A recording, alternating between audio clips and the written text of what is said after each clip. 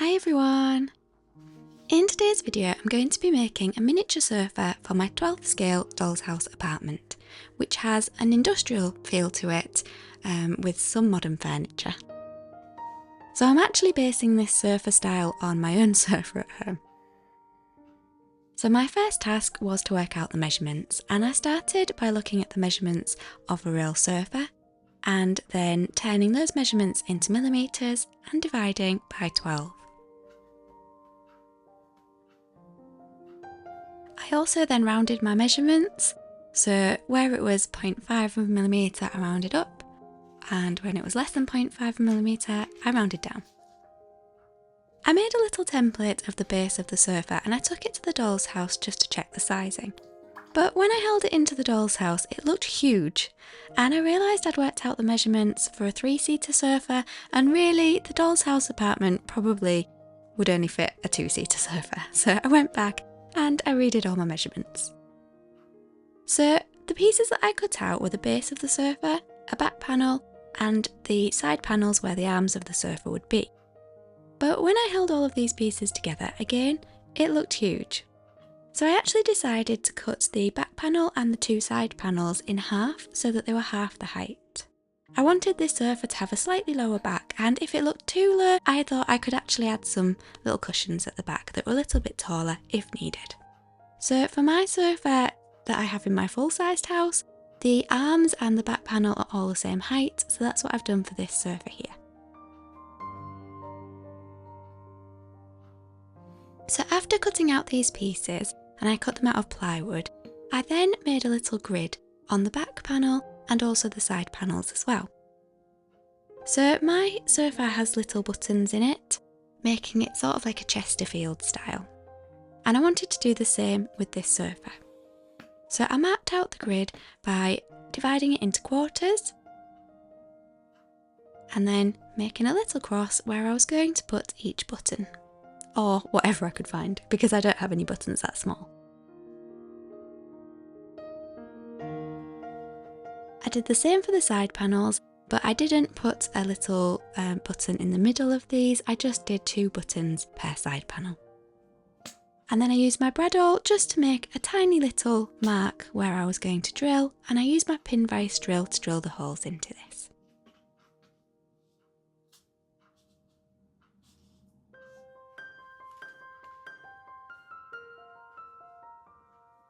Next it was time to choose what fabric I wanted to use for my sofa.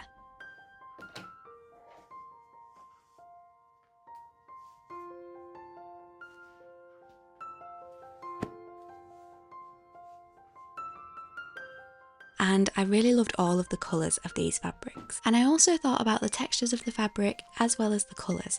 So for this fabric I felt like it was a little bit too shiny for the sofa material, and for this one I thought it would probably make a really nice waffle effect bed sheet, so I'm going to put that to one side for when I start working on the doll's house bedroom.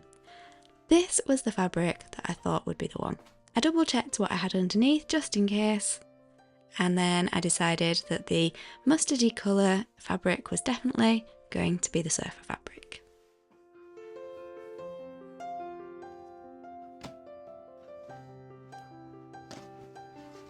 So I think this might have been an old curtain, and I needed to just measure out exactly the right amount to cover each piece of wood.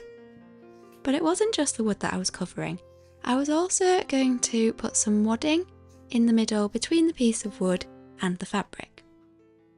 This wadding was actually recycled from a HelloFresh box.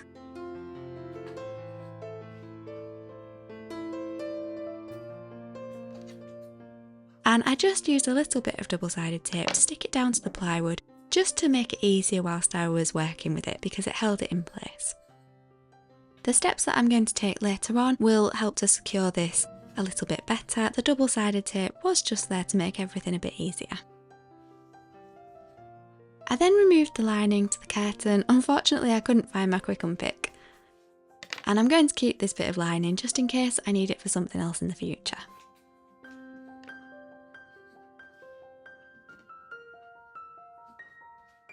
So the wadding overlapped over the edge of the plywood a little bit, and I cut excess fabric so that I had enough to wrap it all the way around and then trim away once I'd folded it over.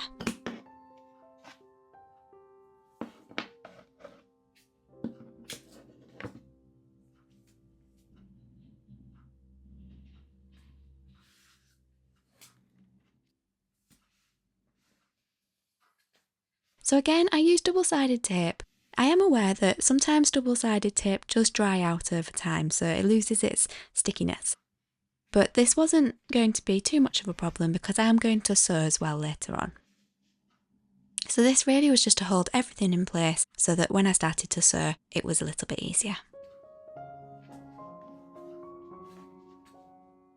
So I folded both ends over, pulling it nice and tight as I did this, and then I just turned it over to double check that the fabric looked like it was laying at the right angle. Then I cut the corners off just to remove a bit of the excess fabric, otherwise it would be a little bit too thick when I folded it over. I didn't want to cut too close to where it would fold over because this fabric does fray.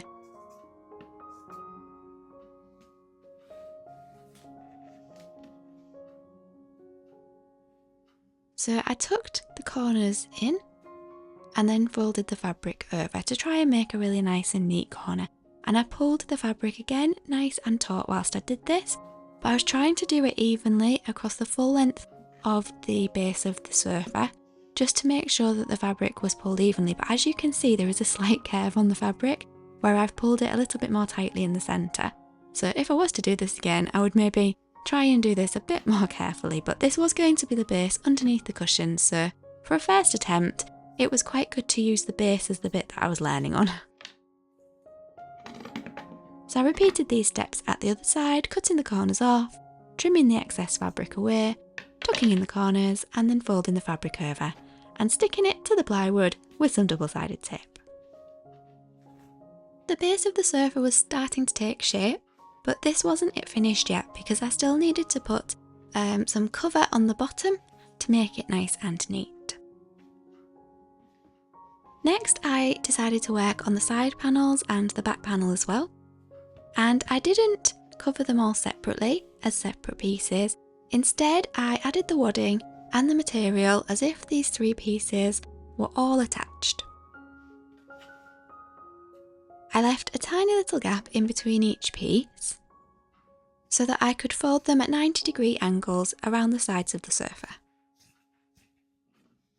By making them as all one section, it meant that the fabric that would run along the sides and back of the sofa would be one complete piece without any edges that needed to be sewn, and I was hoping that this would just make it look that little bit neater. So I went through exactly the same steps as I did with the base of the sofa, and I was trying not to cover the little holes that I'd drilled here, so when I used the tape I just put it in little sections either side of the holes.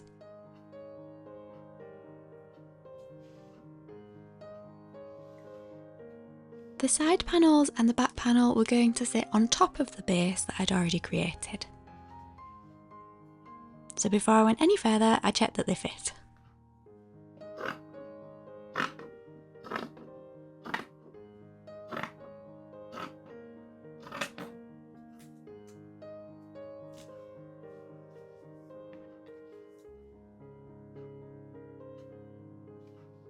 At this point I did notice that the piece of wood on the left was sitting just that little bit lower than the centrepiece, so I repositioned it, otherwise one arm of the chair would be lower than the back and the other arm.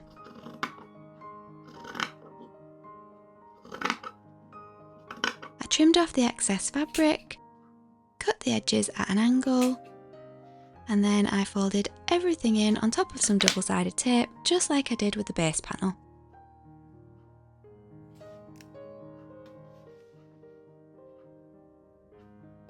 Once again, I'd made the wadding just a tiny bit larger than the plywood so that the soft padding would come around the wood.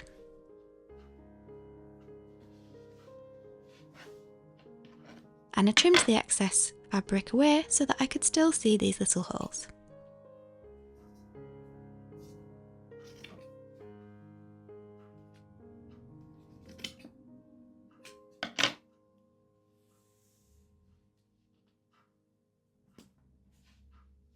I'd learnt from covering the base panel not to pull the fabric quite as tight, just to try and make sure that the weave in the fabric all laid at a nice straight angle.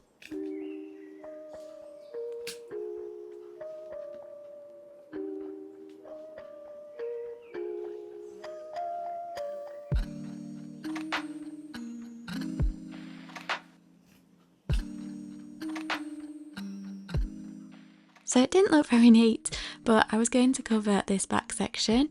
But first I wanted to try and create that button effect on the back of the sofa. So first of all, I decided to try this by just stitching a little stitch where each hole was.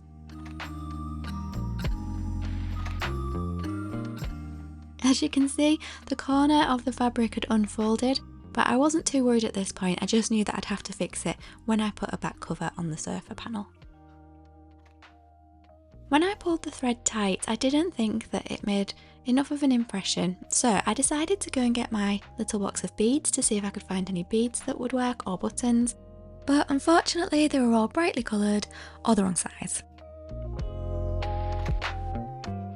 So I then wondered whether I could cover one of these little split pins, but I just couldn't work out how to cover it. So then I just practiced on this little piece of spare fabric, and I wondered whether I could just use the split pin as it was. Obviously it wouldn't be very comfortable to have a metal stud at the back of the sofa, but I wasn't really sure how to cover it, so any suggestions of how to cover these little metal studs, it would be greatly appreciated. What I didn't realise at this point was that I was making a mistake with the position of these studs, but I will explain that later on.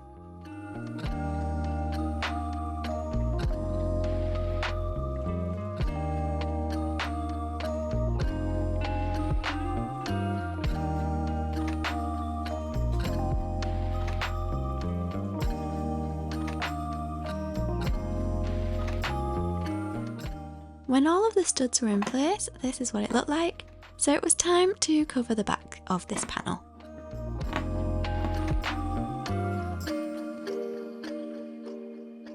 So I just took another piece of fabric and folded it over because otherwise the edge would have started to fray.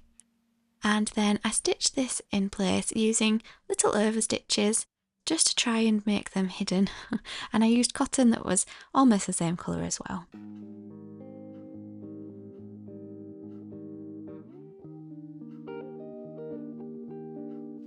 So I stitched all the way around, again tucking the corners in. And when I went around the right angles, I made sure that I held the sofa in the correct position as I stitched, just to make sure that there was enough fabric to go all the way around the right angle, the corners. And I did the same for the base panel as well.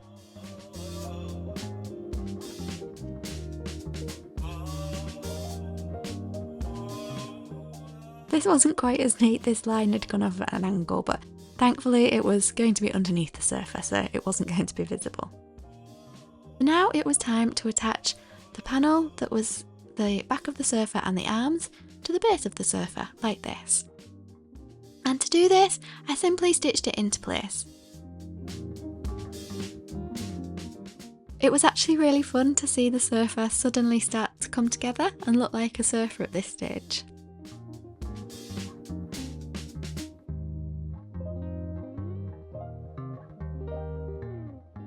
If you've ever made a miniature sofa for your doll's house, I'd be really curious to know how you made it, so please do let me know in the comments. I'd love to hear all about your little miniature makes. I tried to do the stitching as neatly as possible, and when I pulled the thread tight, it did become invisible. But there were some areas where I had to do a slightly bigger stitch, just because it was quite difficult to get the needle through both the base and the arm as well. But the thread held everything together really nice and securely.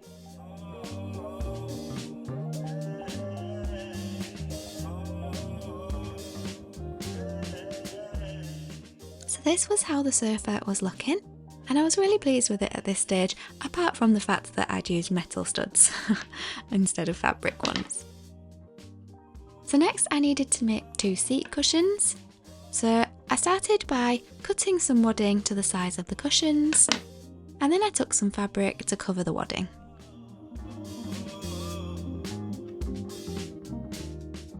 So I pinned the fabric together and I used a back stitch to stitch down both sides, leaving the end open so that I could turn the fabric inside out.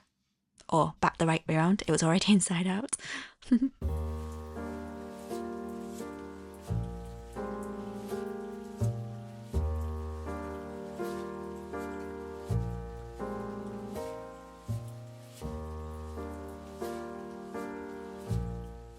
I then popped the wadding back inside and I stitched the end up by folding the fabric in on each side and then again doing a tiny little overstitch just to try and make it look invisible.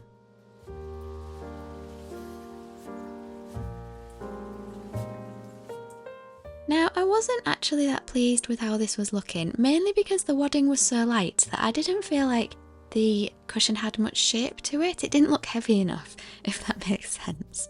So for the second cushion, I decided to try filling it with rice and then comparing to see which one I liked best.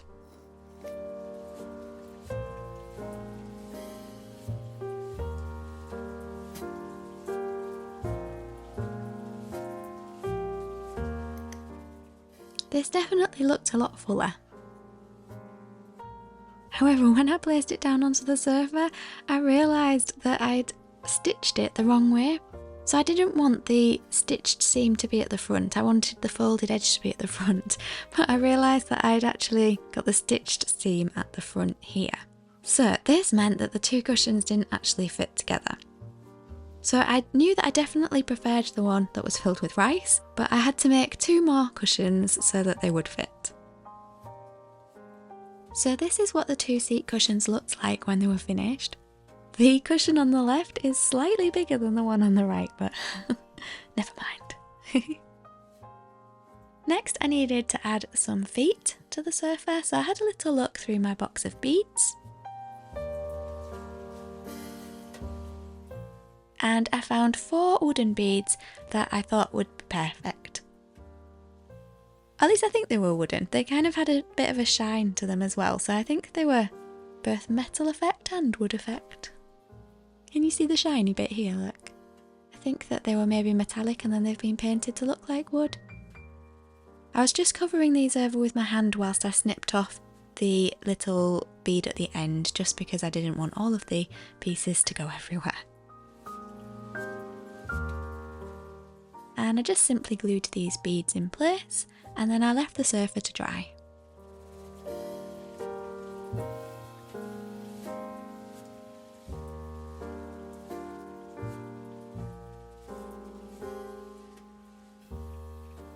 When it was dry, this was what it looked like. Now earlier on I mentioned that I'd positioned the studs incorrectly.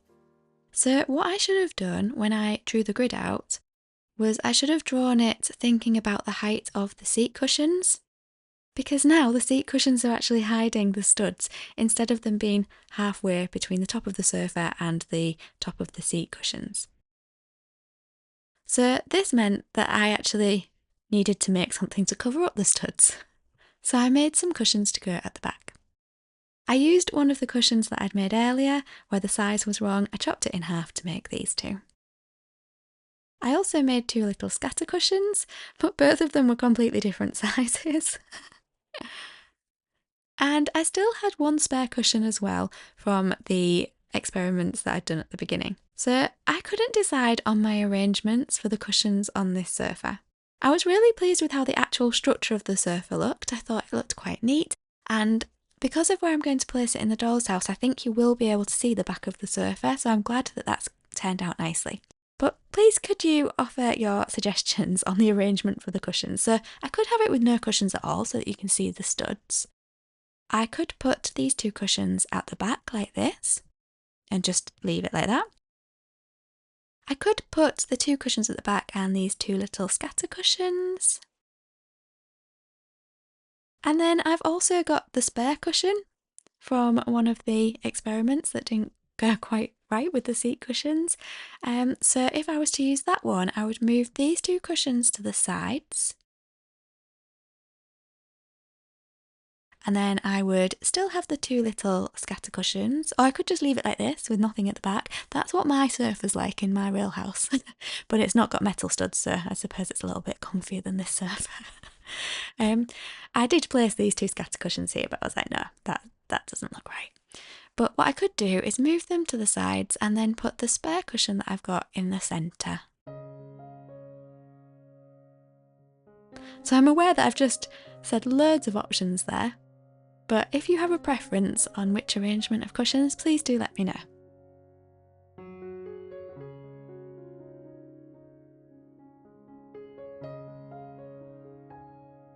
So now it was time to try and work out how to position the sofa in the doll's house. When I made this sofa, my plan was that I would sit it so that it was parallel with the wall on the right, because I'm planning on maybe putting a television over on the wall on the right, so I thought the sofa could directly face it. But it's quite nice having it at an angle like this so that I can actually see the sofa, because if it's parallel to the wall, like this, it's quite hard to actually see all of the cushions on the sofa. So please let me know what you think. I have also since tried it on the wall where I said I'd put the TV, and that's quite an interesting position as well. So this is what it's looking like at the moment. I would love to hear your thoughts on it, and thank you so much for watching. I hope you have a really lovely day, and I'll see you next time.